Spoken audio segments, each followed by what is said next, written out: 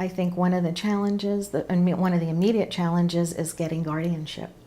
For Katie, who is severely disabled, we knew she would qualify for guardianship, but it's still a complicated process. A lot of paperwork, a lot of getting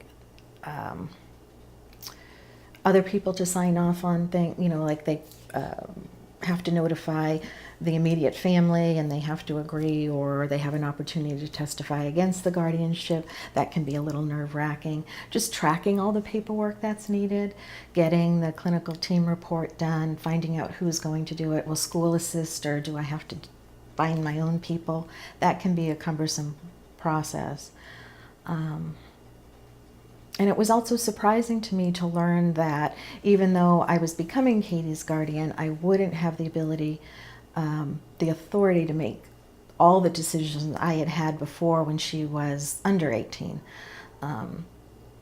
For instance, there was no question when she was growing up if there were critical medical decisions that I could make that as her parent. But after she turned 18 and we have guardianship, the guardianship only covers ordinary medical decision making. And so if there were a life-threatening illness or decision to make about treatments in a life-threatening situation, I may not have the authority to make that decision. I might have to go back to court to do that.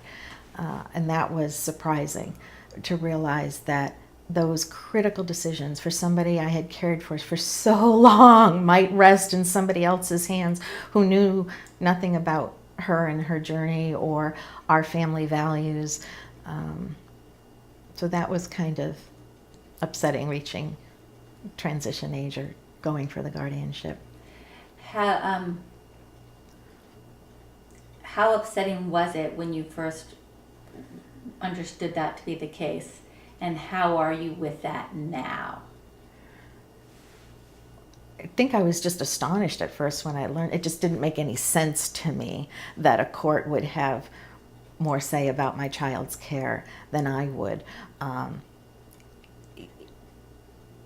So I was just flabbergasted, I think, at the beginning.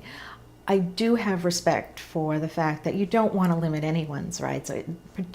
And the disabled population has had such a struggle to get some of those rights. I do appreciate that we don't want to take those away too easily, but it still kind of makes me angry. I'm the one who knows her best. I've cared for her all these years. I think I have the best idea of what's in her best interest.